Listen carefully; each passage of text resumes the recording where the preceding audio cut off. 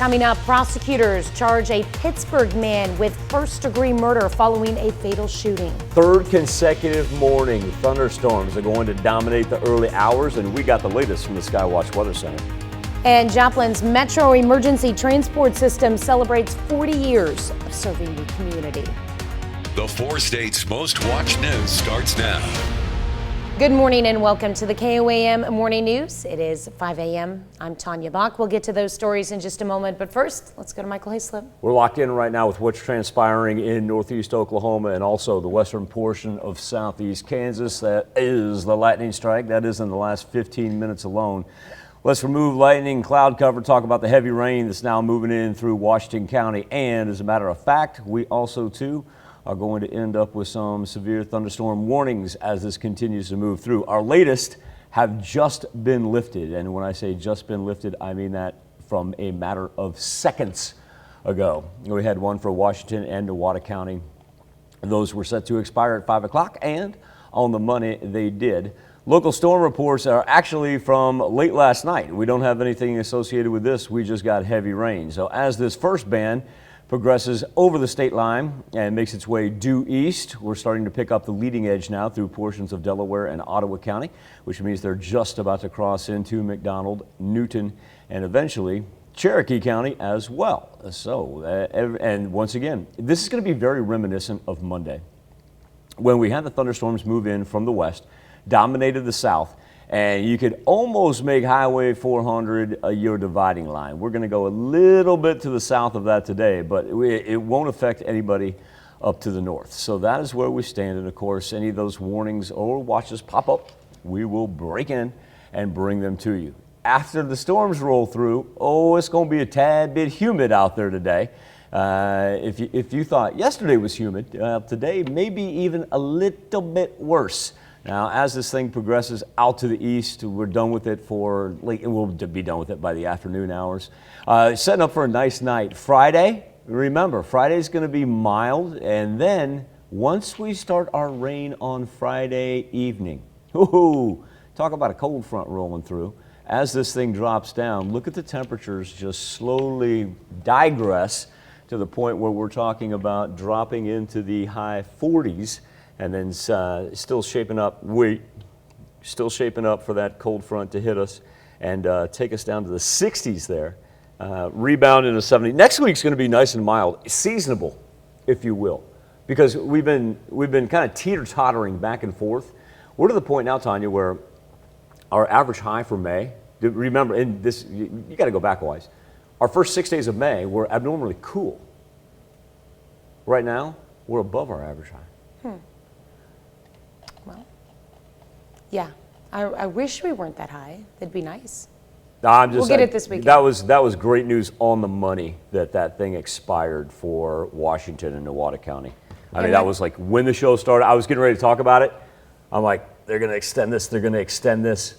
As soon as you pitched it to me, it got lifted. No, that's great news. We love that. No, that means the threat, pretty much the threat of, it still has some high wind, but the threat of hail greatly diminished as soon as they lifted that. Well, when you first popped up that map and all of those lightning strikes and menacing.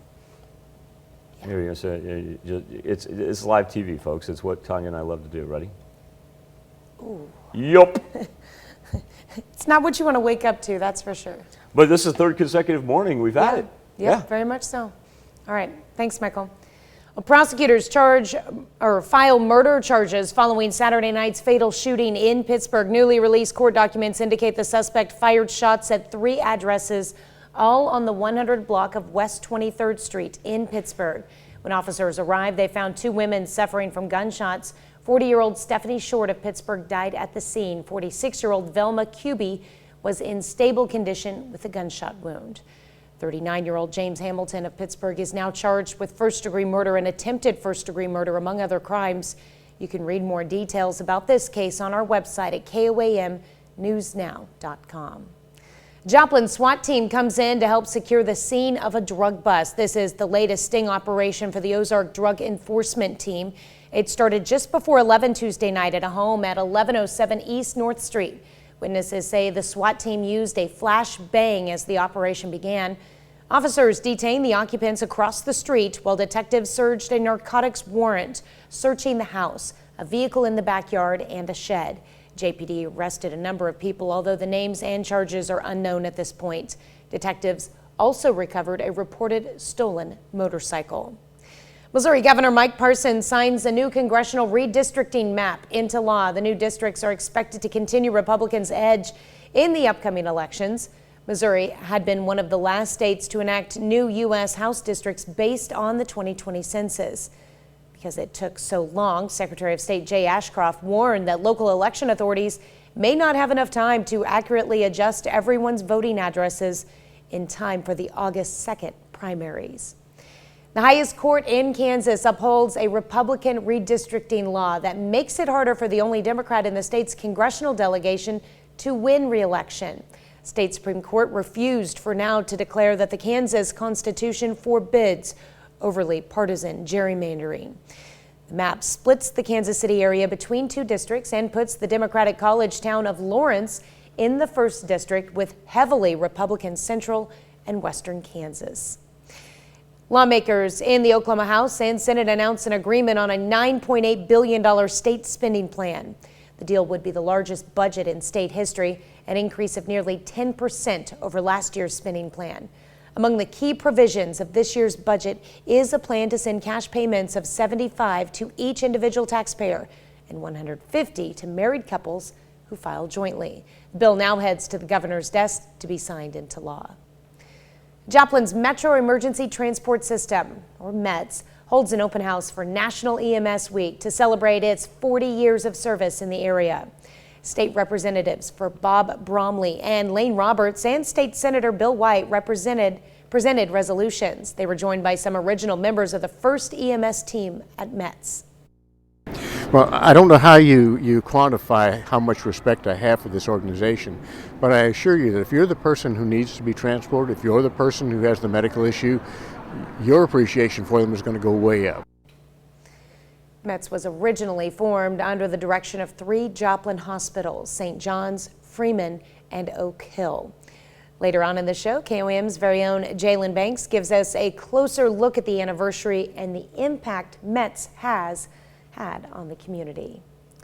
Speaking of worthy celebrations, the Joplin Fire Department hosted a ceremony to celebrate some new promotions. The department held a badge pinning ceremony and open house to recognize Mark Cox for his promotion to captain, and Jeffrey Gallant and Nicholas Mercer to driver and operator.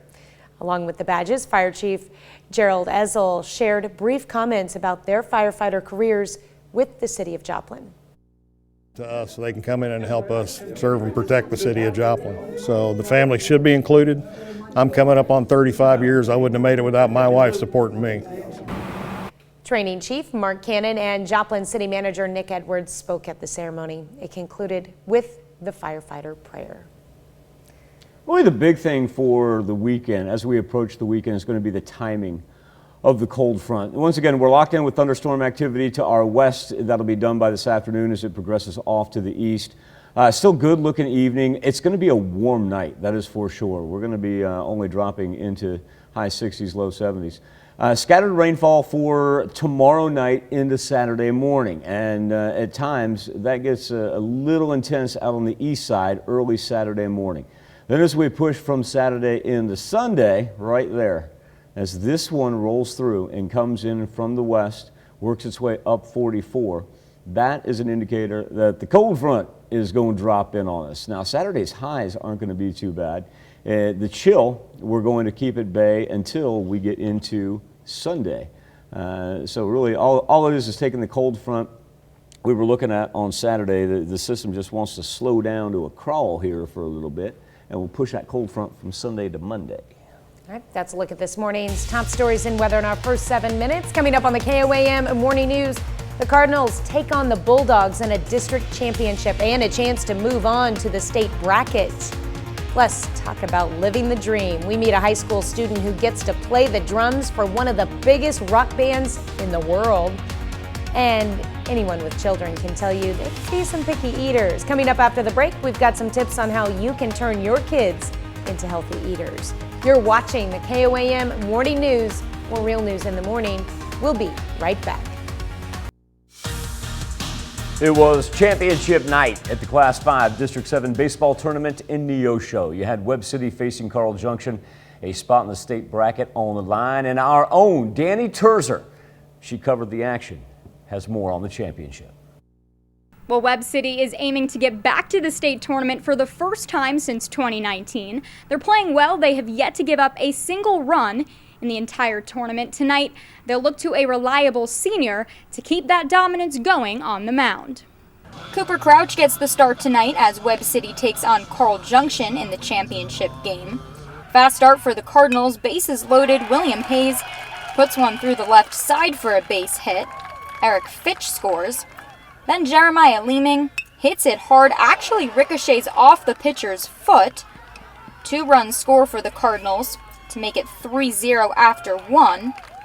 Webb puts up a big inning in the third. Leeming finds grass in right. RBI double. 9-1 Cards after 3. Next inning, Aiden Brock floats it up the middle. 2 more Cardinals score. Webb City wins the district championship, cruising by Carl Junction 12-1. And the Cardinals are headed to state. You know, it's a great feeling. You know, winning games doesn't ever get old. So we had our ups and downs during this year. We kept preaching be as good as you can be in May, and we played really well tonight. I thought scoring those 3 runs, Cooper putting up a 0 and us scoring those 3 runs in the first was huge tonight. I just think in playoff baseball, the one who scores first puts a ton of pressure on the other team. I mean, if you score first, it just puts a ton of pressure on the other team, and we were able to do that tonight, and it was good to see. The Cardinals won't play again until next Saturday, so Coach Darnell says they'll have to put together some good practices between now and then. In Neosho, Danny Terzer, KOAM Sports. Also championship night for the 2A regional baseball tournament in Pittsburgh. 2 semifinal games plus the championship on the schedule. Tournament host Colgan Panthers facing Southeast in the semifinals. The winner getting St. Paul in the championship game. Top of the first, Gus Keller gets things started for Colgan, rips one into the gap and right. Keller in for the double. 2 batters later, Kyson Bennett just fights it off into right field. Keller comes in to score. Colgan gets 3 runs to the top of the first. Bottom half, Cooper Simmons behind the plate. Do not run on Cooper Simmons. Ooh! When you got the rifle, go ahead and you use it. Bennett gets out of the inning with a strikeout just a few minutes later. Colgan ends it early, top Southeast 14-4 as they move on to the championship game now. Down to 2 for that title, and Colgan and St. Paul. And it is the Panthers rolling all the way 19-4.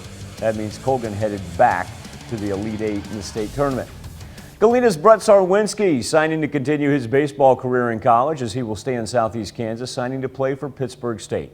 Sarwinski, an all-state baseball player, 2-time 3A basketball player of the year, an all-state football player, and picked to play in the Shrine Bowl this summer. Sarwinski heads to Pittsburgh State, a place very familiar with him. After all, his 2 older brothers currently play football for the Gorillas. It's awesome. It's something I thought about a lot, and being a Gorilla is something I think I've wanted to do for a really long time now. And getting that opportunity to go play baseball for them is going to be a great experience for me. They really care about their players. You know, they want them to succeed and they want the best for them. And I feel like I'll fit right in there when the time comes. And congratulations to the Sarwinski family. That's something else to have that tradition keep on rolling through. Still to come on the KOAM Morning News, Chinese investigators turned to black box evidence trying to determine the cause behind a plane crash that killed 132 people. And a check on our 7-day forecast when the KOAM Morning News returns. Heavy thunderstorm activity affecting portions of Craig, Arajas, and Nowata counties, and we can expect that to hold on for next 30 to 40 minutes. Extreme amount of lightning associated along with torrential rainfall that is piling up already, nearing an inch of accumulation since the early morning hours as this progresses from the west to the east, crossing over the state line right now, making its way toward Joplin, Neosho, and Pineville. We also see some heavy rain beginning to enter into Cherokee County in southeast Kansas. As far as the northerly path, once again, right along 400, this is very reminiscent of what we had just several days ago when it dominated the western and southern portions of our counties. This will actually have a little northeasterly pull to it, so eventually working its way into southwest Missouri and affecting even our far eastern counties of southwest Missouri as well. Very mild when you walk outside, if not even still a little bit humid, as we see 68 in Joplin, 71 in Chanute and Miami. Let's go 70 right now in Monette. The weather trend for today, after the thunderstorms do pass through, it is going to be warm. It is going to be humid. That is for sure, as it's going to feel about like, in the 90s. Now, after we roll this through this afternoon, we're good for tonight into most of Friday. Friday, we begin some scattered activity for the afternoon, evening, and then we pick up Friday night. But our temperature's not too bad on Saturday. That one right there from Saturday morning until about 6 or 7.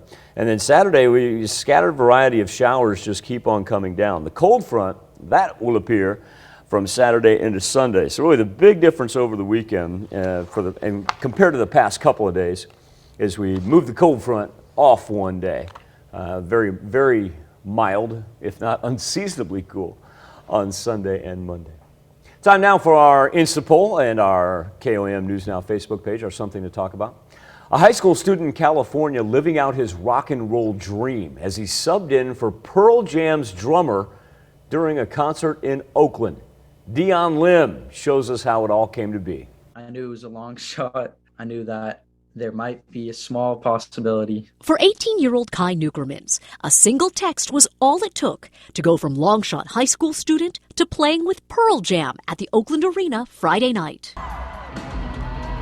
The Mill Valley High School student's opportunity of a lifetime to sit in started when he learned the band's drummer had COVID and decided to text lead singer Eddie Vedder's daughter Olivia. They had met several years ago at a concert. In the middle of class, Olivia texted me to send her a video of me playing a Pearl Jam song because they were taking submissions. Almost immediately, Kai left school and went to record a demo with his music teacher. Just minutes later... What was the moment like when you found out that you had gotten the position? Oh, it was crazy. My heart started beating really fast, and I called my dad, and he said he nearly had a heart attack. Kai already plays in a band called The Alive with a friend and his 14-year-old brother. Here they are playing at Lollapalooza in Chile. So despite being a performance pro, Kai still needed to prepare, listening to the Pearl Jam song Mind Your Manners about 50 times and playing it about 20 to prepare for the role, a moment he will never forget. It was crazy. I can't even explain the feeling. While Kai admits going back to being a high school student is going to be an adjustment after all of the attention, a lot of positive support, and it's kind of been nonstop calls. He has these words of advice for any young musician chasing a dream. Start practicing a lot and listen to bands that inspire you and take what they're doing and make it your own. And definitely push yourself to be better every day. I was up in Kansas City one time for a Foo Fighters concert, and they brought this young girl on, maybe 14, 15 years old, up from Kansas City, and let her play the guitar with them for all my life. And I tell you what, you could see the nerves kick in when she got up there. About 15, 20 seconds in, man, she was just rocking out. It was great. Our question for you this morning, have you ever been part of a band? You can go to KOAMNewsNow.com/vote. You can also connect to us via our Facebook page at KOAM News Now. Be back with Health Watch next. Topping Health Watch this morning, healthy eating habits start at childhood, but getting your child to eat well-balanced meals may not always be easy. Mandy Gaither has tips on how to raise healthy eaters without all the stress. Fruits and veggies, an important part of a healthy diet, but sometimes getting your child to eat what they should is hard for parents to pull off. There are some tactics that as caregivers we can implement at meal and snack time that can create a positive pressure-free meal time for kids. Registered dietitian Catherine Sherry with Children's Healthcare of Atlanta's Strong for Life says the first step, letting your child have a role in meal and snack times. Let the child decide if they're hungry, what foods they want to eat from what's provided to them, and how much they'd like to eat. Sherry says that honors their hunger and fullness cues. For the caregiver, their job is to provide what food should be offered, where the food should be offered, and when that food is going to be offered.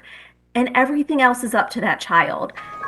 Model healthy eating habits at home. Eat the same foods with no distractions, like from screens or toys. Sherry says sharing with family at mealtime makes kids more likely to build a healthy relationship with food. Talking with that child about age-appropriate conversations and keeping it light, making sure that we're not having difficult conversations at meal times, because we want to build a positive relationship around food. Finally, healthy eating also includes what your child drinks. Sherry says offering water, plain milk, or a milk alternative is a good choice.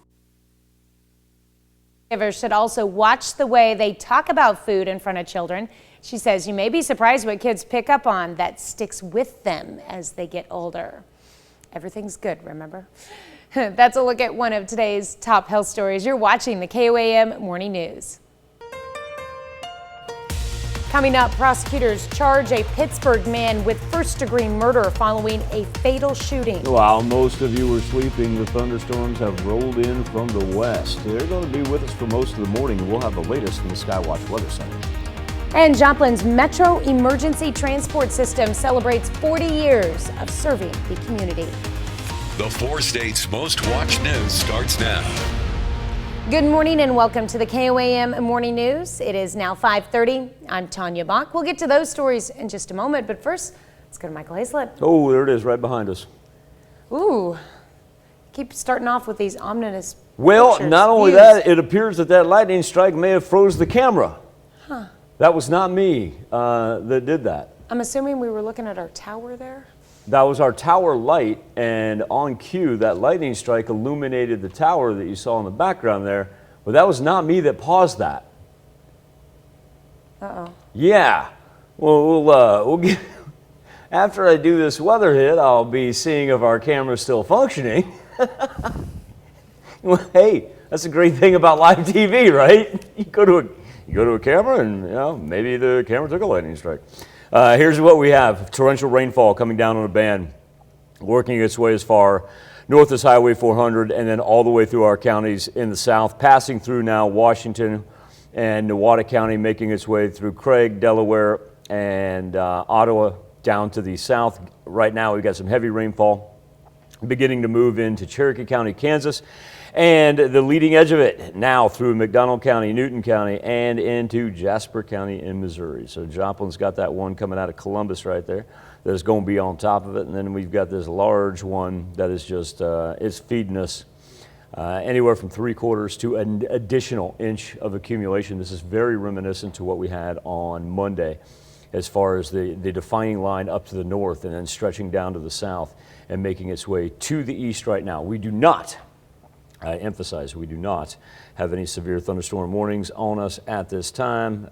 We are considered in the midst of some what they call special weather statements. It's the old equivalency of a severe thunderstorm watch is now what that's called.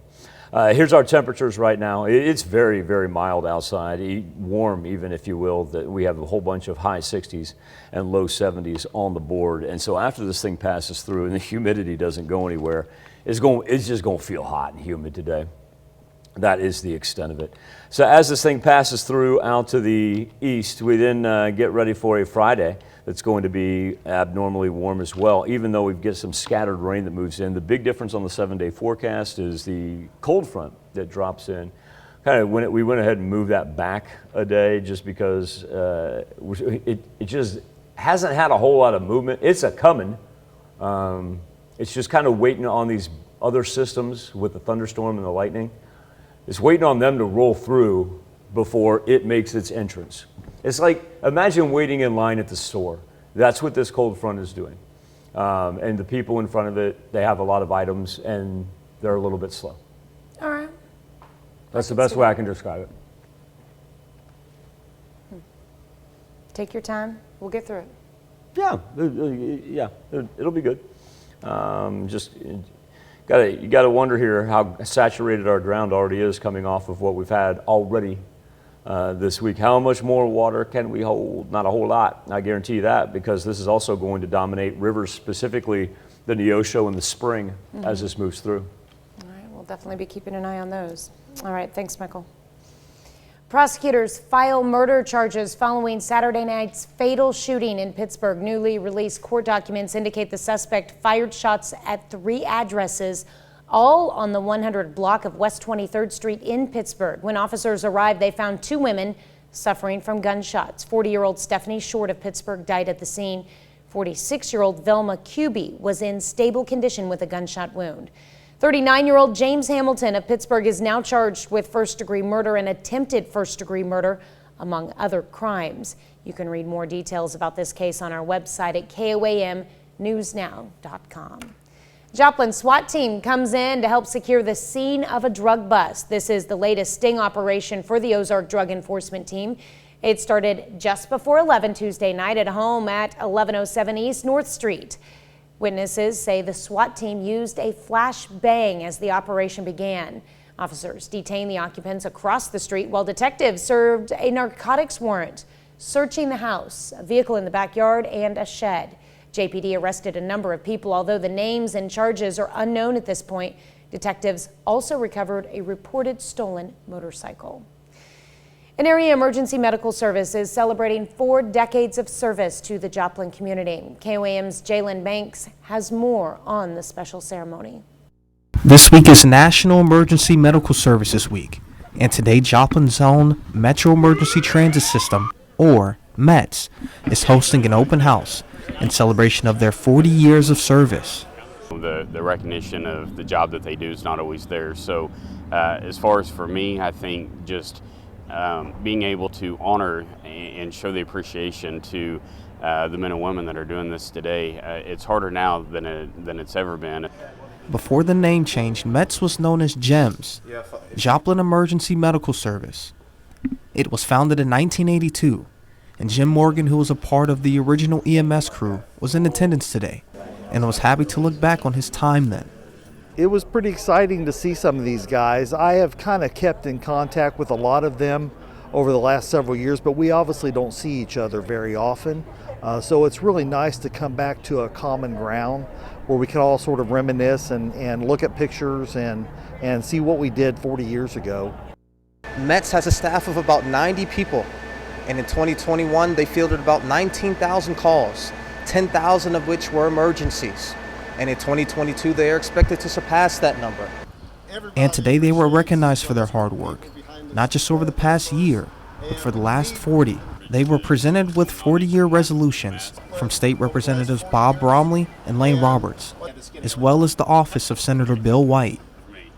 Well, I don't know how you quantify how much respect I have for this organization, but I assure you that if you're the person who needs to be transported, if you're the person who has the medical issue, your appreciation for them is going to go way up. In Joplin, at the METS station, Jalen Banks, KOAM News. METS was originally formed under the direction of 3 Joplin hospitals, St. John's, Freeman, and Oak Hill. A proud moment for 2 Joplin firefighters who were promoted yesterday during a badge pinning ceremony. Mark Cox is now captain and Jeffrey Gallant is now driver operator. It makes me very proud. I mean, you know, days like this where I actually get to see the smile on these guys' face whenever their family gets to be involved in something like this, and the family should be involved. I mean, you know, like I said, they give up their husband or their wife, whatever the case may be, for 24 hours at a time every 3 days. Joplin Fire Department covers Joplin's 45 square miles. Here's Michael with a look at your forecast. Let's see if she cooperates here. We've been getting some magnificent lightning strikes during the last 10 minutes from our tower cameras over 7th and Rangeline and outside the mothership. But of course, this is the great thing when you deal with live television and Mother Nature, that sometimes she doesn't want to cooperate with you, but that's okay. I understand you, Mother Nature. That glowing light that you see is actually from our tower, where we've picked up intermittent strikes every now and then. We'll return to that later in the show. I want to concentrate on what's going on in Labette County in southeast Kansas, dropping its way across the state line. Extreme heavy rain. This is also comboing with some high winds. And so we're talking about Parsons, Oswego, Chetopa, Altamont. You know the drill around there. But once again, this is where we're picking up winds close to 50 miles an hour as the storm system continues to the east. Of course, locked in with heavy lightning. This will last As it moves to the east, this will last till the mid to late morning. So we got a ways to go, folks. Right, this morning we're discussing playing in a band. Sounds like one of those moments you hear about only in the movies, but sometimes truth is definitely stranger than fiction. Take Kai Newkermans, the 18-year-old high school student and drummer, found out that Pearl Jam's drummer had contracted COVID. Turns out the band was looking for a fill-in. Kai had met Eddie Vedder's daughter at a concert some years back, and well, he decided to text her. She texted back wanting a video of Kai playing a Pearl Jam song. He did, and in no time found out he had the gig. It's been a whirlwind of preparation for Kai, already a seasoned performance pro at such a young age, not to mention excitement. Our question for you this morning, have you ever played in a band? Right now, 58% of you chiming in say yes, either you have in your younger days or maybe you're still part of one, compared to 42% who say no. Two ways to connect, KOAMnewsnow.com/vote or KOAM News Now Facebook page. There we go. That's a look at our top news stories. Coming up this half hour on the KOAM Morning News, Secretary of State Antony Blinken calls Brittany Griner's release a top priority. Plus, mothers desperate for baby formula turn to other mothers for help. We'll have the latest. You're watching the KOAM Morning News. More real news in the morning. We'll be right back. Topping World Watch, black box data recovered from a China Eastern flight that crashed in March suggests someone in the cockpit intentionally downed the plane. It's according to a Wall Street Journal report citing a preliminary assessment by U.S. officials. All 132 passengers and crew died after the plane nosedived from 29,000 feet. Stephen Zhang has more from Beijing. Even before the Wall Street Journal story was published, there had been a lot of speculations on Chinese internet about this crash being caused by pilot suicide because, as many experts have pointed out, a mature aircraft type like the Boeing 737-800 simply doesn't fall out of the sky.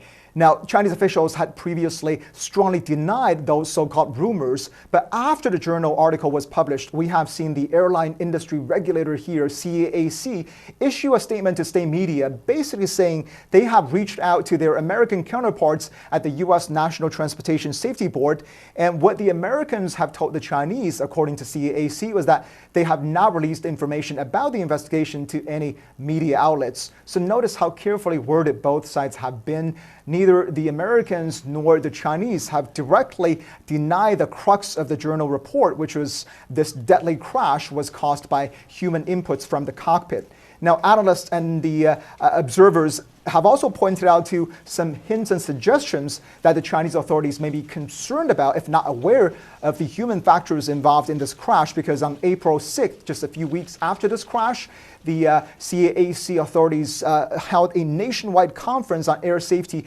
with the Minister of Civil Aviation, actually urging officials across the country to pay particular attention to pilots' state of mind, saying all frontline employees, but especially pilots, need to be physically and mentally fit to fly to ensure the safety of the entire industry. And other observers have also pointed out to the fact that the 737-800 series continues to be operated by Chinese airlines after the crash, as another sign that this crash was not caused by mechanical or technical failures. Even China Eastern itself, after suspending commercial services of the aircraft type for a brief period of time, has resumed flying this very popular aircraft across China. Secretary of State Antony Blinken has told Brittany Griner's wife that her release from a Russian prison is a top priority. The top U.S. diplomat told Sherelle Griner that the case of the imprisoned American basketball star has full attention. Blinken said the State Department has been working on Brittany Griner's case day and night when he spoke with Sherelle on Saturday. On Friday, a Russian court extended Griner's pretrial detention on cannabis-related charges until at least June. Representative of the U.S. Embassy tried to visit Griner at her Russian prison on Monday, but was denied permission once again. Griner has been held by Russian authorities since February. Let's a look at some of your biggest headlines from around the world. We'll be right back with the news you need to know before you head out the door. Here's a check of today's top headlines, the news you need to know before you head out the door. Prosecutors file charges following Saturday night's fatal shooting in Pittsburgh. Newly released court documents indicate the suspect fired shots at 3 addresses, all on the 100 block of West 23rd Street in Pittsburgh. When officers arrived, they found 2 women suffering from gunshots. 40-year-old Stephanie Short of Pittsburgh died at the scene. 46-year-old Velma Kuby was in stable condition with a gunshot wound. 39-year-old James Hamilton of Pittsburgh is now charged with first-degree murder and attempted first-degree murder, among other crimes. You can read more details about this case on our website at KOAMnewsnow.com. Joplin SWAT team is called in to help secure the scene for a drug bust Tuesday night. This is the latest sting for the Ozark Drug Enforcement Team. It started just before 11 Tuesday night at a home at 1107 East North Street. Witnesses say the SWAT team used a flash bang as the operation began. Officers detained the occupants across the street while detectives served a narcotics warrant, searching the house, a vehicle in the backyard, and a shed. JPD arrested a number of people, although the names and charges are unknown at this point. Detectives also recovered a reported stolen motorcycle. A fire causes extensive damage to a small residence in Joplin. On Wednesday afternoon, the Joplin Fire Department, Met's ambulance, and Joplin Police responded to a fire in a small home on 18th Street. Joplin Police Department says no one was inside the structure. Firefighters extinguished the flames shortly after their arrival. No one was injured fighting the blaze. Utilities responded to disconnect service due to the extensive damage to the residence. Fire officials are investigating the cause. Joplin's Metro Emergency Transport System, or METS, held an open house for National EMS Week, celebrating its 40 years of service in the area. State Representatives Bob Bromley and Lane Roberts and State Senator Bill White presented resolutions. They were joined by some original members of the first EMS team at METS. That's a check of today's top headlines, the news you need to know before you head out the door. Rain and accompanying thunder and lightning have now made their way into Joplin. There we are over 7th and Range Line. Give your eyes a second to adjust there. It's coming down just about sideways. And tell you what, we got a ways to go because this is a slow mover as it pushes from west to east, inundating parts of Labette County up through Wilson and Woodson County as well. Very heavy rain approaching the Chanute area, and as we jet down into northeast Oklahoma, Ottawa and Delaware County are up next. That leading edge that we were talking about that's gotten into Joplin and Neosho is going to be followed by the torrential downpour that we see out to the west right now. It'll last until the late morning hours. Temperatures going to raise then up into the mid 80s. It's going to be a little hot and humid out there today. We'll be back with more KOAM Morning News right after this. Well, some mothers who have hit dead ends trying to find formula for their babies are turning to other moms for help. Elizabeth Cohen spoke to some of them. Like many parents, Heather Nicholas is terrified, searching and searching near her home in Wesley Chapel, Florida, for baby formula for her 5-month-old son, Roman. I don't have the formula that I need, so your mind doesn't stop thinking about it, especially at night. I hate to say. I've lost a lot of sleep. Desperate, Heather turned to social media. I had other local breastfeeding mothers who came to me and they were like, listen, there's these groups. And in one of those groups, someone not too far away saw her plea. I have so much of a supply that I have a deep freezer that is absolutely full of milk. Callie Ayers, mom to 5-month-old Elizabeth, has pumped so much extra milk that she wants to give it away to other moms. Putting myself into the shoes of those mothers is really what motivated me. I can't imagine how scary that would be. So last week, Heather and Callie decided to meet in the parking lot of a nearby grocery store. Nice to meet you. I brought you a lot. This is full. I think I could tell that she was very stressed out. Trying to figure out how to feed her baby, so I could just see the stress lift off of her. I'm gonna try not to cry right now. You can cry. I'm super emotional. Oh, can I give you a hug? Yes, you can. I was in your shoes when my baby was first born. Heather and Callie aren't the only ones doing this. Facebook, full of parents sharing breast milk with one another. But the American Academy of Pediatrics doesn't recommend this kind of unregulated sharing, its spokesperson saying the quality and safety of the milk cannot be assured. You're not going through the process of getting that breast milk screened for infectious diseases or getting screened for things like drugs. You also don't know how old that breast milk is. You don't know what the process has been to keep it refrigerated. Heather says she feels comfortable with Callie. She was upfront about her situation and her lifestyle, her diet, all sorts of things. And was relieved to give Roman his first bottle of Callie's milk. If I can't find a donor per se for milk for him, then what's my next option? The American Academy of Pediatrics says it supports using donated breast milk to help boost the health of small preterm babies when needed, but it calls for screening, pasteurization, and distribution through established donor milk banks to ensure safety. We'll be back with another look at your forecast right after this. Thunderstorms going to keep rolling through as they progress across the Kansas and Oklahoma state line into southwest Missouri. We've got a huge amount of lightning associated with that as well. Then after that, it gets a little hot, humid, and steamy because the Gulf moisture, it's going to hang around, and after the storms roll through, the clouds break, sends us up into the mid to high 80s. Going to feel about like 90 this afternoon. Move the cold front back one day. We'll roll it from Sunday into Monday, and we'll take a look at the Skywatch Storm Tracker when we return right after this. Coming up, students walk out to show their support for Roe v. Wade. Darkening skies and thunderstorm activity marking our Thursday, the latest from the Skywatch Weather Center. And after a 2-year hiatus, Mudstock returns with some changes. The 4 states' most watched news starts now. Good morning and welcome to the KOAM Morning News. It is now 6 a.m. I'm Tanya Bach. We'll get to those stories in just a moment, but first, check in on the forecast. Outflow boundary, you've heard, okay. Convective inhibition, isobars, those are all very meteorological terms. Yes, very much so. Sometimes we have to put it in hayslip wording. When this thunderstorm rolls through, it's going to get on it. I just walk outside, it's called getting on it. I mean, we're talking about coming down sideways right there. There's lightning strikes over the mothership and our tower. Of course, we're going through our power project right now. But Mother Nature going to say, hey, why don't you use that camera and take a look at the lightning that I'm capable of throwing down on this Thursday morning, because that is exactly what she's doing. 7th and range line has seen sporadic rainfall. Lightning has been impressive as well. As a matter of fact, here's a look at those strikes that we're picking up. Look at that line. My goodness.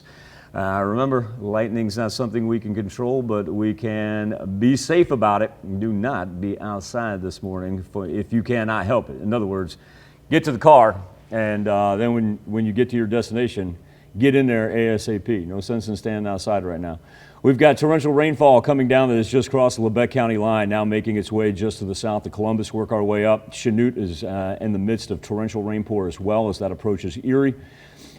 Staying just to the south of Pittsburgh, Joplin is going to get this line that's now making its way through Miami and kind of a little northeasterly track, so it's going to ride up 44.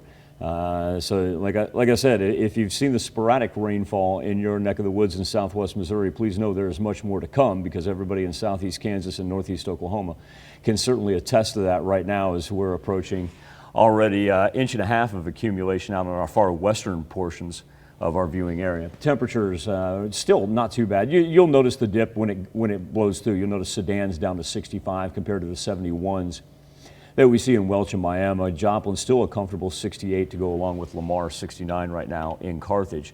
Storms are going to last until, we'll say about 11 noon on the far eastern side of southwest Missouri. And then the clouds break, the moisture sticks around, and it's going to be hot and humid this afternoon. High temperature on the 7-day forecast is going to say 84. I want to do the friendly reminders. We kind of have to average that out. Once again, it's going to be a repeat of yesterday. Farther south that you go, feeling about like 92, 93. A little bit better up to the north, but take that 84 as your average temperature across the 4 states. Certainly if you live in the south of the western portions, you're going to warm up into the high 80s, probably scrape a 90 every now and then. Okay. Well, not looking forward to the warmer temperatures, but at least we can get this out of the way in the morning. And then we actually do get a legitimate break from this afternoon pretty much all the way into Friday afternoon. My question is, how much rain are we going to get, and will they be able to do what they need to this evening? I'm always asking for sports and stuff. Tanya, for the thank kids. you to the technology of the Skywatch Weather Center. I can actually answer that question for you on the fly, as we will remove the satellite information and go to our observed precipitation and that we've seen in the last 24 hours alone. Off the radar with that, we can drop down here into northeast Oklahoma. Let's take that spot right in between Miami and Veneta. That's 1.7 inches already in the past 24 hours. So, it's wet when there. it rolls through your Very neck of the wet woods, Miss Bach, you can expect anywhere from an inch to inch and a half of rain. Okay, well, that'll be fun when it gets here. I just wanted to tout the technology, honestly. All right. That's pretty cool, though. All right, thanks, Michael. Joplin SWAT team is called in to help secure the scene for a drug bust Tuesday night into Wednesday morning. This is the latest sting for the Ozark Drug Enforcement Team. It started just before 11 Tuesday night at a home at 1107 East North Street. Witnesses say the SWAT team used a flashbang as the operation began. Officers detained the occupants across the street while detectives served a narcotics warrant, searching the house, a vehicle in the backyard, and a shed. JPD arrested a number of people, although the names and charges are unknown at this point. Detectives also recovered a reported stolen motorcycle. A fire causes extensive damage to a small residence in Joplin. On Wednesday afternoon, the Joplin Fire Department, Met's ambulance, and Joplin Police responded to a fire in a small home on 18th Street. Joplin Police Department says no one was inside the structure. Firefighters extinguished the flames shortly after their arrival. No one was injured fighting the blaze. Utilities responded to disconnect service due to the extensive damage to the residence. Fire officials are investigating the cause. Missouri Governor Mike Parson signs a new congressional redistricting map into law. The new districts are expected to continue Republicans' edge in upcoming elections. Missouri had been one of the last states to enact new U.S. House districts based on the 2020 census. Because it took so long, Secretary of State Jay Ashcroft warned that local election authorities may not have enough time to accurately adjust everyone's voting addresses in time for the August 2nd primaries. Prosecutors filed charges following Saturday night's fatal shooting in Pittsburgh. Newly released court documents indicate the suspect fired shots at 3 addresses, all on the 100 block of West 23rd Street in Pittsburgh. When officers arrived, they found 2 women suffering from gunshots. 40-year-old Stephanie Short of Pittsburgh died at the scene. 46-year-old Velma Kuby was in stable condition with a gunshot wound. 39-year-old James Hamilton of Pittsburgh is now charged with first-degree murder and attempted first-degree murder, among other crimes. You can read more details about this case on our website at KOAMnewsnow.com. The highest court in Kansas upholds a Republican redistricting law that makes it harder for the only Democrat in the state's congressional delegation to win re-election. The state Supreme Court refused for now to declare that the Kansas Constitution forbids overly partisan gerrymandering. The map splits the Kansas City area between 2 districts and puts the Democratic college town of Lawrence in the 1st district with heavily Republican central and western Kansas. On Wednesday, some students in Carthage, Missouri walked out of class in support of abortion rights. Students who chose to participate left campus around 10 yesterday morning. The walkout was in response to a leaked draft opinion from the U.S. Supreme Court suggesting the landmark abortion rights case Roe v. Wade might be overturned, as well as a trigger law in Missouri that would ban abortion if the ruling is overturned. When I am 18, I will be voting, and half these people here are going to graduate the same year as me, so I just really want this to not basically happen. It's a choice, and I believe that. We reached out to Carthage High School to get the district's policy concerning student protest, but have not heard back. After taking a 2-year break due to the pandemic, an annual event to prevent substance abuse in children is coming back to Carthage with a new spin. Once known as Mudstock, this year the event will become Sudstock. Instead of pits of mud, area youth will get the chance to run around in foam bubbles. Sounds much cleaner to me. The idea behind the name change is to promote being and staying clean. Organizers also say it's even more important to be back following an uptick in substance abuse during the pandemic. And then during the pandemic, mental health declined and substance misuse increased. And so it's more and more important for us to get that messaging out and to show them there are other ways to have fun and to deal with life's stress rather than turning to substances. Sudstock will take place June 25th. We'll hear more about how this event aims to help area youth later in the show. Today, back in 1536, Anne Bolin, second wife of King Henry VIII, is executed. Anne Bolin, the infamous second wife of King Henry VIII, executed on charges of adultery, incest, and conspiracy against the king. King Henry became enamored by Bolin in the mid-1520s when she returned from serving in the French court and became a lady-in-waiting to his first wife, Catherine of Aragon. Anne was said not to be a great beauty, but she clearly captivated the king. Catherine had not managed to give Henry VIII a male heir and transferred his hopes to Anne Bolin. However, she only managed to give him a daughter as well, and his eye turned to Jane Seymour, her lady-in-waiting. Henry became convinced that Anne had seduced him by witchcraft. While historians agree that Anne was not guilty of the charges against her, Henry was convinced of them, and she ended up beheaded. She ended up starting a holy war as well, that we like to call the English Reformation. But I don't have time for that because I'm busy looking at hydrographs. I gotta have Anthony, Anthony's like, yeah. Can you imagine? Well, and not only that, Catherine of Aragon, remember, she married Henry's brother. Mm-hmm. We could make a Netflix series of that. Oh, wait. Skywatch Storm Tracker. Tanya, the thing that I'm not believing here with mine own eyes, I'm not going to believe the hydrographs that are coming out of the Neosho River. I don't think we're going to get to flood stage, but I'm going to tell you this much. These forecasted hydrographs are not taking into account the amount of rain that we're picking up right now, because if I go down here, and if you want to trace the Neosho from, let's trace it from Erie to Parsons to Oswego, Commerce, Miami. Torrential rainfall, where we've already picked up 3/4 to an inch of rain. Even though we're getting the heavy rain up in the Chanute area as well, I think we are going to see some minor flooding from this by the time we get to this afternoon, possibly tomorrow as well. I know it takes a while. All right, now we're seeing the heavy rain also make its way into McDonald County and Newton County, headed right toward Joplin here in about the next 20 minutes or so, inundating Columbus. And as we work our way up to the north, everything's going to ride Highway 400. Stay to the south of it. Chanute, you are locked in here for, I'd say, the next 45 minutes with very heavy rain as well. Yeah, that's a lot of rain. Got to look at that. That's a look at this morning's top stories and weather in our first 7 minutes. Coming up on the KOAM Morning News, if it's Thursday, that means Chef Anthony is hopping back into the studio. You notice I said hopping? That's because we're going to make some pan-fry frog legs this morning. Looking forward to that. Plus, Taylor Swift earns her honorary degree from NYU. Getting a hug may be more important than you think. We'll explain why. You're watching the KOAM Morning News. More real news in the morning. We'll be right back. Topping Nation Watch this morning, Taylor Swift receiving an honorary doctorate degree of fine arts from New York University. The 11-time Grammy winner then delivered remarks to the graduating class, and Kimberly Richards was there with the story. There was plenty of pomp and circumstance, but wait 1 minute. Get ready to shake it off. Never in their wildest dreams did they think Taylor Swift would be here at NYU's 188th commencement ceremony.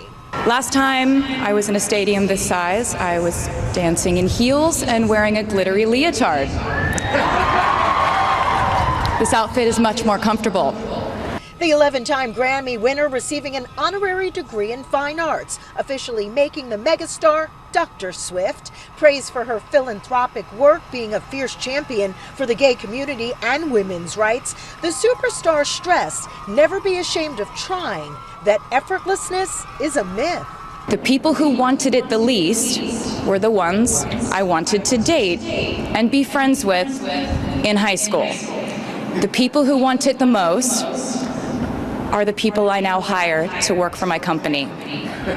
19,000 strong, many in this sea of violet inside Yankee Stadium were blown away by her speech. The life hacks she gave us, the tips, the analogies she used about her life and ours, I thought it was really great. As for all of them, Swift reminded the graduates when the going gets tough, Let's just keep dancing like we're the class of 22. Just talking to Anthony about Chef Anthony, about his grad. I'm going to let him talk about this here when we come back, about who his graduation speaker was. And Swifties, lay off. Not bad-mouthing her. It's a marvelous graduation speaker. Tanya ignites the Bayhive, I ignite the Swifties, and it just gets to be a mess after that. The Bayhive. Beyonce. Oh, poor Tanya. We'll get her into the 21st century here someday. All right, I tell you what, after you get rainfall like this, those rivers and ponds and creeks, they get a little higher. If you've ever been frogging, oh, it'd be going to be perfect for it. Now, what do you do after you're done frogging? That's why we got Chef Anthony coming in next. All right, I'm listening to the rain outside. It's dangerous. Oh, I love the rain. I sleep really good in it. Yeah, well, I'm glad you got a good night's sleep because we had plenty of rain. It's still coming, so you could go back to bed. Chef Anthony is joining us this morning. And what else is good in this weather is frog gigging, I understand? Yes. Yes, and once you get those frogs, then it's time to cook them up. And this morning we're going to talk about a really great way to do those. So we're going to do frog legs this morning on our next segment. But first thing we want to talk about is some of the setup and the safety, because this is one of the easiest ways to set your house on fire. So I want you to do this at home, and I want you to be safe about it when you do it. So one of the first things we want to talk about is our pan. I'm using a cast iron pan. It's nice, thick-walled. It has high sides so that I don't have to worry about my oil splattering out real bad. You want to fill this about a third of the way full. It makes life really easy. It's even heat all the way across it. And if you have a lid large enough for it, that makes it even better. Make sure you keep it within arm's reach, because a grease fire, you put it out by smothering. Right. Either flour, but since we're doing frying, we already have flour with us, so we're in good shape. Nice, okay. So we set up our station here. We're gonna do a dry, wet, dry method. So we'll have seasoned flour, an egg wash set up, and we'll have more seasoned flour to put it in. And we have our metal tongs. Make sure you don't use the ones that are coated in rubber on the end, because you don't want them to melt. Yes. So if you have a thermometer that you can mount onto the side of your pan so that you can kind of keep a track of your temperature, you want to try and keep it between 300 and 325. Okay. So, but with this particular pan and the amount of time I've been doing it, I pretty much have that down. So if you're using one of these Coleman grills and you're trying to get to that temperature, say you don't have that thermometer, like what setting? I will start mine up high till I get it to where I know it's starting to heat. Because it's a cast iron pan, it takes a little while to heat up. But then I turn it down to about medium heat. About medium, okay. So I watch my flame, I watch how my proteins and vegetables are cooking inside the pan, and then I just make adjustments accordingly. If it needs to go up a little bit because of the amount of food that I put in, I can raise it, I can lower it. I have real easy controls over it, and they're right there at my fingertips, so it makes it real simple. If you do this at home, please don't do it on an electric stove. You can't really control the heat. Electric stoves are hot, off, hot, off, hot, off. It's really hard, or they continuously just put out a lot of heat, and it's really hard to control what you're doing. So preferably a gas stove works the best, or a burner of some sort, something that you can control it. But you can use this same technique in your air fryers at home. There you go. So, well, and I noticed you cook a lot with the cast iron as well, which I love. We have not talked about this yet, is making sure that your pans are properly seasoned. Yes, if you buy your pans from a reputable dealer, like I buy all of my stuff from Allied Restaurant Supply, all their pans come seasoned. So all I have to do is take it home, wipe it out, and I'm ready to go. When you're done, do you ever just stick this in the dishwasher? No, I never put it in the dishwasher. I knew the answer to that. I have a stainless steel scrubber that kind of looks like chainmail that I use to scrub it out really good. And then when I'm done, I'll oil it all, dry it out, oil it down, and I'll put it in the oven for 10 minutes at 300 degrees. Kind of helps that oil sink right back down to the metal. Do you do that every time? I do that every time I use it. Okay. It just makes, some people say you don't have to. I personally do it just because I feel good doing it. And then I know it's seasoned 100% ready to go for the next time I use it. And if you've ever found that someone has cleaned a cast iron with soap, what can you do after that? After that, I suggest that you wash it out real good and wipe it out and dry it really well. Make sure that all the soap is off the surface of it. Put it in the oven for a little bit, take it out, oil onto a towel, wipe the inside of it all over, put it back into the oven to finish cooking. Give it about another 10 minutes and then let it dry. Just turn the oven off. Leave the pan in there, turn the oven off. It'll come down in temperature because that cast iron is going to hold heat for a long time. Yeah. So. And you can bring old cast iron back to life yes, by seasoning it and baking it and stuff yes, too. There's all sorts of people. If you don't want to do it yourself, there's people all over Pittsburgh who rejuvenate cast iron, and it's not a problem to find them. So we do ours. We do ours outside, like when we're campfire cooking. Oh yeah, like that's the best way. Seasoning our pans at that point too. I love to cook on an open fire with a cast iron skillet. Anything cast iron on an open fire, it's great because you can put it right down into the coals. The coals aren't going to tear it up. So it just goes back to the old adage, buying good quality product to begin with, and then you don't have to worry about it. It's there when you need it. It'll do the job that you need it to do. So. Yes. All right. Well, okay, so any more safety tips we want to talk about? No, safety-wise, no. We're going to talk a little bit about setting up the seasoning system. I have farm fresh eggs here, and if anybody has gone to the grocery store lately to see the price of farm fresh eggs, or eggs in general. I went last night to buy a dozen eggs for this morning, and I was looking at $4.50 a dozen for eggs. Wow. And I went to see our friends over at Simon Market, and he has farm fresh eggs every day, $3 a dozen. And they're absolutely wonderful. I had breakfast this morning with the farm fresh eggs. Nice. It took me right back to Grandma's house and her going out and getting the eggs the night before. It was right there. The flavors, the taste, the texture, it was almost magical. Seems that's the common story. The price of everything is going up these days. Price of everything's going up this day. That's why you make friends with your vendors. You know, those of us who go out to Walmart all the time, you can go to Walmart, but what good does it do you to make friends with the person in that produce department other than being a good person and trying to get to know new people? But if you go someplace like I do when I have to go out and buy stuff, making friends with your vendors, your fishmongers, your butchers, your providers, I use a lot with SGC, making friends with those people, they come to you when they have something new or something's going on sale, they let you know. You can always get a really good deal that way. Yes. So we'll set up our flour. What I have here is 2 pie pans. I like to use the pie pans because they kind of hold in all of the goodness real easy, and they're easy to clean. So, and we have a couple different seasoning blends. You can do salt, pepper into the flour. You can do kind of whatever you want. We're going to use a pork rub. And this one, I know it sounds kind of funny, but this one's called the Kansas City's Taste of Cherry. Interesting. And it's really good. Smell that. Ooh, I love the smell of it. And then we'll just whisk in our seasoning right into our flour. 3 Little Pigs barbecue rub. I have been using it for about the last month at school, and it has been wonderful. The kids took to it like there was no tomorrow. They loved it.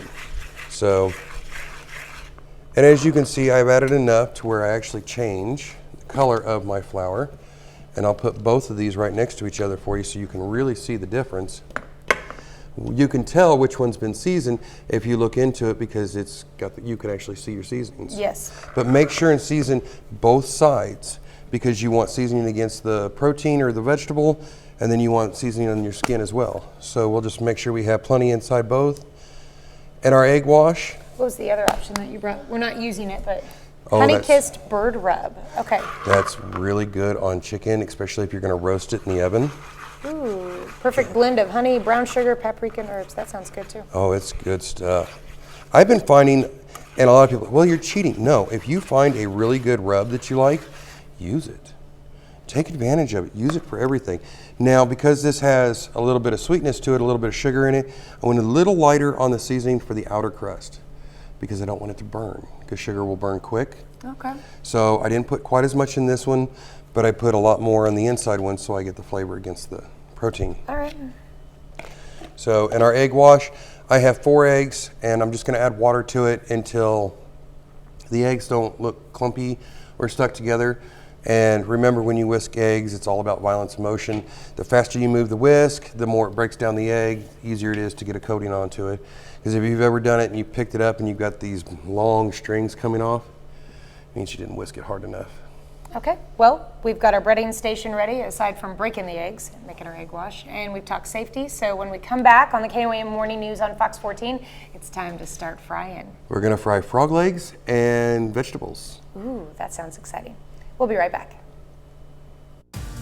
Topping Health Watch this morning, after being vaccinated, even after a COVID-19 infection, is linked to a decrease in what they call long COVID symptoms. New study published that found those vaccinated with a first dose after experiencing COVID had a 13% drop in the odds of long COVID. Those are COVID symptoms lasting months after even clearing the virus. Those who received a second vaccine dose saw an additional 9% drop in the odds of long COVID.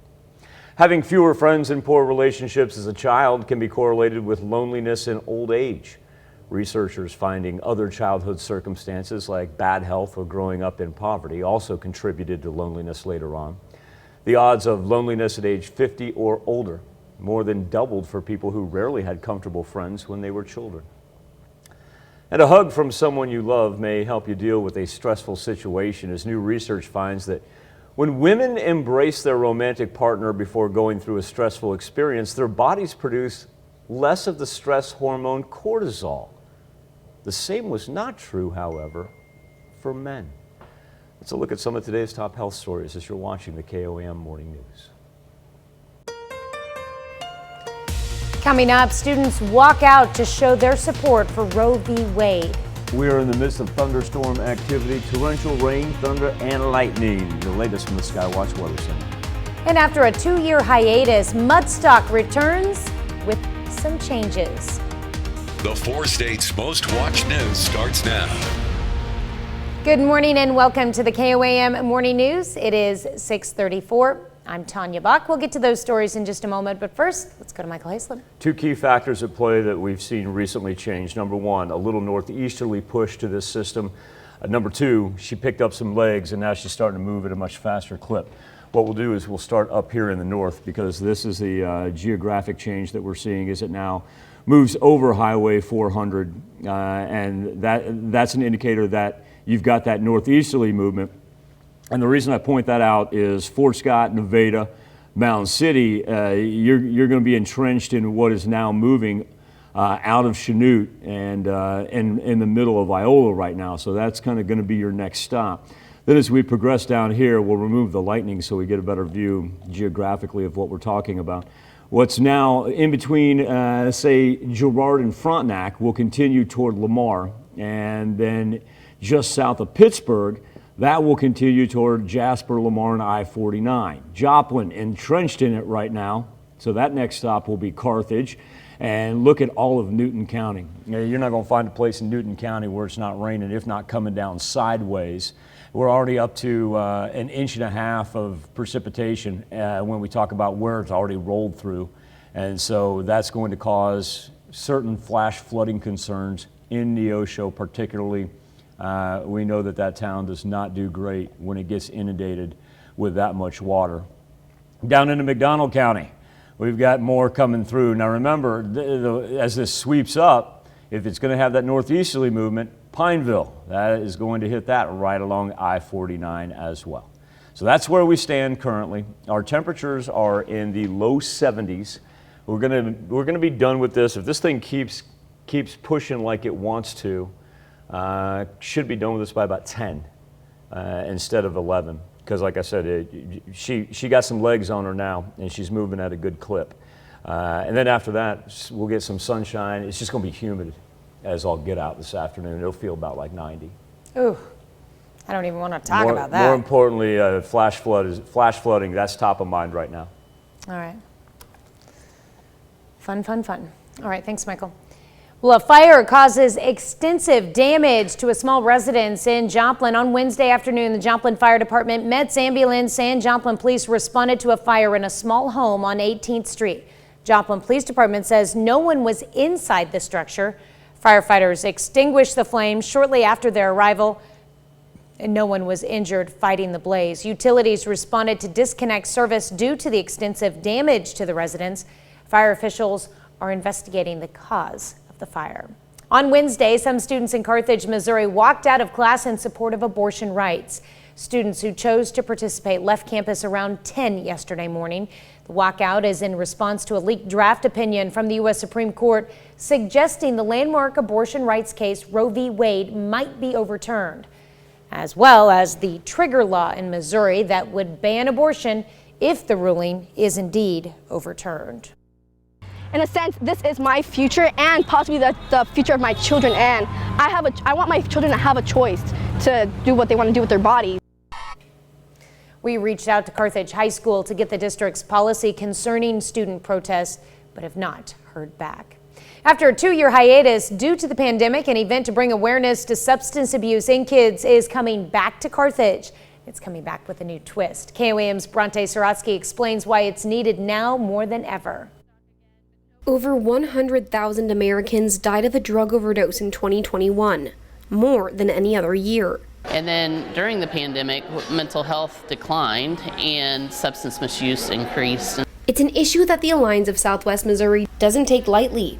Every year, the nonprofit has hosted an event called Mudstock, where kids would play in piles of mud and learn about living a drug-free life. This is the first year since the pandemic they're coming back and decided to switch things up. It's going to be Sudstock, and so rather pits of mud, we'll have lots of foam cannons and slip and slides and lots of very fun active activities like Mudstock, just with a new spin on it. The suds in this year's Sudstock wouldn't be possible without people like Caleb Stiles. I came up with a few of the ideas to convert from mud to suds. I went out and found the foam daddy cannons that we're going to use to produce the foam for the event. He's helped with events like Food Truck Fridays in the past and says he wants to contribute to more events that will benefit the Carthage community, especially the town's youth. It's just about coming out and getting out as a community again, since we've all been stuck off and away and doing our own little things for the past 2 years. So the more we can provide avenues for people to get out of their houses and exercise, substance abuse awareness, community awareness and things, it's good. Despite the name change, the event has the same strong message for area youth. And so it still is very much the theme of being clean and staying clean. In Carthage, Bronte Sorotsky, KOAM News. This year's Sudstocks will be Saturday, June 25th at the Carthage Municipal Park Fairgrounds. Should be fun. Well, today, way back in 1897, poet and playwright Oscar Wilde is released after 2 years in prison. Now, his experiences in prison were the basis for his last work, The Ballad of Reading Gaol. Wilde was born and educated in Ireland. He studied at Oxford with honors in 1878. Now, Wilde became a popular society figure valued at dinner parties for his witty remarks. Now, Wilde embraced the flamboyant style of a passionate poet and self-published a volume of verse in 1881. 1891, the Marquess of Queensberry denounced Wilde as a homosexual. Wilde, who was involved with the Marquess's son, sued him for libel and lost due to evidence supporting the Marquess's allegations. Because homosexuality was still considered a crime in England, he was arrested and eventually sentenced to 2 years of hard labor. And you have a connection. His niece, Olivia Wilde, would then go on to become quite a socialite and run around with a woman by the name of Jo Carstairs, who was a professional raceboat driver and a very, very good friend of Wallace Simpson. In fact, the Simpson and the former king would often vacation with Carstairs on her island in the Bahamas. So if not indeed for Oscar Wilde, we wouldn't have had Olivia Wilde, and that led to a friendship with Wallace Simpson that eventually led to the abdication of the British throne, which eventually led to Queen Elizabeth now celebrating her 70th Jubilee this year. I do it for Tanya, folks. Thank you. I do it for Tanya.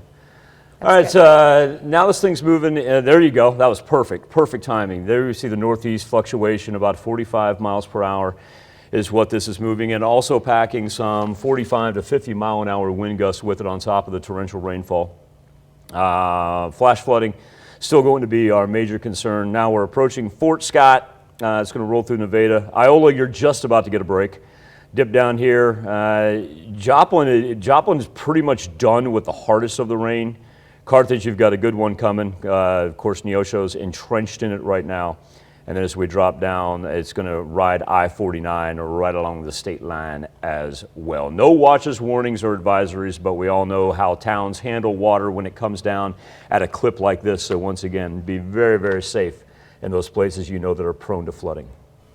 All right, that's a look at our top news stories. Coming up this half hour in the KOAM Morning News, equality comes to soccer. Both the men and women's soccer teams get paid the same now. We'll have that story. Plus, imagine your favorite band needed a fill-in for an instrument you just happen to know how to play.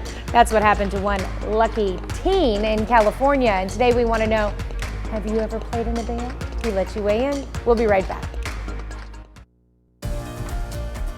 In Consumer Watch this morning, Wall Street had its worst day in 2 years yesterday after major retailers announced shrinking profits, most notably Target. Shares of the big box retailer sank 25% after it says profits fell more than 50% in the first quarter. Company blames supply chain issues and inflation. It comes a day after Walmart also posted poor earnings, blaming the unexpected high cost of doing business. U.S. men's and women's soccer teams will be paid equally under a new bargaining agreement. The U.S. Soccer Federation will pool World Cup prize money and split it equally between the two teams. The deal means more money for the women who have won 4 World Cups and possibly less money for the men who have yet to win soccer's biggest tournaments. The pharma bro is out of jail. Martin Schreckla was released from a Pennsylvania prison on Wednesday and moved into a halfway house. Former executive served about 5 years of his 7-year sentence. He was convicted in 2017 for securities fraud, but is best known for jacking up the price of a life-saving drug. That's it for Consumer Watch. Let's go over to Michael so we can explain his laughter. You know, you and I were talking about the way time flies and the way time has been different with COVID and whatnot. I can't believe that Shkreli's he's been in prison that long. 5 years, yeah. It does not seem that long. All right, on the KOAM News Now Facebook page in our morning Insta poll, that young kid right there, I think he's 17, 18 years old. Well, anyway, Pearl Jam needed a drummer for a gig in Oakland, and it just so happened he knew Eddie Vedder's daughter, and they said, hey, send us a tape. Next thing you know, the young kid is on stage playing with Pearl Jam. That is truly something else. You talk about a once-in-a-lifetime experience. My goodness. Our question to you this morning, ever played in a band? Chef Anthony, did you ever play in a band, sir? Yes. So Anthony was a drummer, as a matter of fact. How cool is that? But right now, 65% say no, you haven't. 35% of you have joined Chef Anthony, and at one point in time, were in a band. You can take part each and every morning, KOAMNewsNow.com/vote. Also, you can connect to us via the KOAM News Now Facebook page. We're going to come back, celebrate birthdays and anniversaries, but first, off to New York, let's check in with Mr. Tony. I'm Tony Nicopol. Coming up on CBS Mornings, David Begnaud and the talk co-host Amanda Kludt sit down together to talk about and celebrate the life of her late husband, one of the many people we've lost in this pandemic. That's coming up on CBS Mornings. We take this time to honor today's four-state hero, Bob J. James. Petty Officer Second Class James served in the Navy from 1943 to 1946. He served in the Pacific area with the USS Marcus Island carrier vessel. During his service, he earned the Victory Medal, 6 Bronze Stars, and the Navy Occupation Service Medal. His hometown is Frontenac, Kansas. We thank you, today's four-state hero, Bob James. Tanya, before we get to our birthdays really fast, want to go with a storm report from our good friend Kenny Yoakum, Crawford County EMS. We're now getting reports of marble-sized hail in the Crawford County area, specifically in Arma. So once again, Crawford County now receiving marble-sized hail from our thunderstorm activity. Thank you, Tim, for flipping that over there. My bad for not going to the radar. All right, now on to Briggs Beasley, as he is celebrating his 8th birthday. Little Gerard Trojan pride right there. Looks like the name of the youth league team must be the Bulls, but I know that G anywhere, my man. Happy birthday, Briggs. That's awesome. All right, hope he's having a great season. And Kelsey Galindo, birthday was actually yesterday, but we're going to keep celebrating all weekend long with Kelsey, turning 26 years old in Weir, Kansas, with love from Dad. It's probably just a milkshake. Don't pay no attention to the background and the backdrop. It's probably just a milkshake. Alex Zerbonia, a happy 29th birthday. He doesn't look a day over 2. My goodness.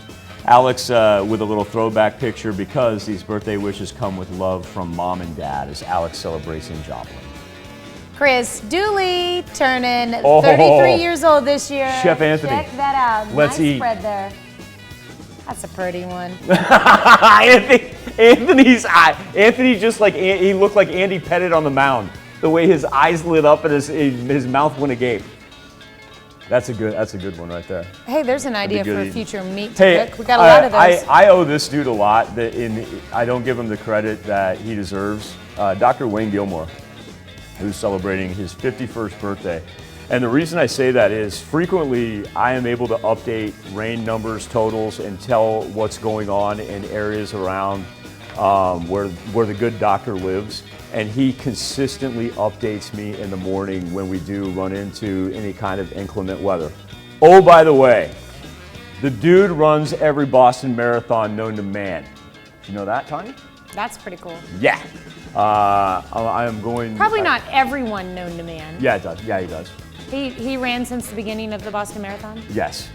Wow. Since the beginning of time. Since the beginning of time. Yes, since Anne Boleyn was creating religious wars, Wayne Gilmore has been at the Boston Marathon. And here's the crazy thing. He doesn't just do it to finish them. Like, this dude runs. That's awesome. That is awesome. And I tell you what, if you look like that when you're 51, you're doing something right in your life. Happy birthday, Wayne, and thank you for everything that you do. Happy birthday, Wayne. And in Chanute, we're celebrating with Rita Taylor. Hope you have a wonderful birthday, Miss Rita. Our own Kim Willie is celebrating a birthday. She is one of our marketing consultants here at KOAM and Fox 14. Kim, a very happy birthday to you. I'm going to bebop back there later on, see if she checks in. Wish her a happy birthday. I always do that to our sales. I love how they said, we need to get a picture of you, Kim. I don't care if you're standing in front of the photocopy machine. We're going to grab Yeah, one. I noticed that. I did try to bebop back there yesterday and find Zach and Allison. I couldn't find them. So hopefully I do run into Kim. Kim, thank you for everything that you do. Working hard. All right, our birthday list goes on. We've got Teresa Walker celebrating number 54 this year. Miss Teresa is in Miami, and also in Miami, Donna Pickley turns 75 years old. Now this is pretty cool because Jacob Graham he's going to be double digits. Or he is double digits, I should say. Jacob is double digits as he turns 10. And right below him, see Tammy right there? That's Jacob's mom. And Jacob's mom has her birthday tomorrow. So what a marvelous, marvelous time for the Graham family. So happy birthday to both Jacob and Tammy. We'll be back with more KOAM Morning News right after this. All right, final look at the Skywatch Storm Tracker. This thing is picking up speed, moving to the northeast right now. A torrential rainfall and the lightning. Now, I will find a positive in all this, and that is the fact that it's decided to move at about 45 to 50 miles an hour to the northeast. That means it's going to do its best not to linger for the rest of the morning, but at the same point in time, we are talking about some serious accumulation numbers here. Flash flooding going to be our main concern. As we get into the afternoon hours, we'll be done with the rain. We will not be done with the humidity, feeling around at 90. Well, coming up today at noon, we're making weeknight pesto chicken. And your morning news continues on KOAM. CBS Mornings coming up next as Boeing is hoping to send its long-delayed multi-billion-dollar spacecraft to the International Space Station. We're going to find out how a successful mission could clear the way for Boeing to begin flying NASA astronauts to the ISS. There you go. Or you can switch on over with us on Fox 14, where your only local morning news continues. And we've got Chef Anthony showing us how to make frog legs. You know which areas are going to flood. Do me a favor. Be safe. We'll do this all again tomorrow morning. We're going to do it again today at noon.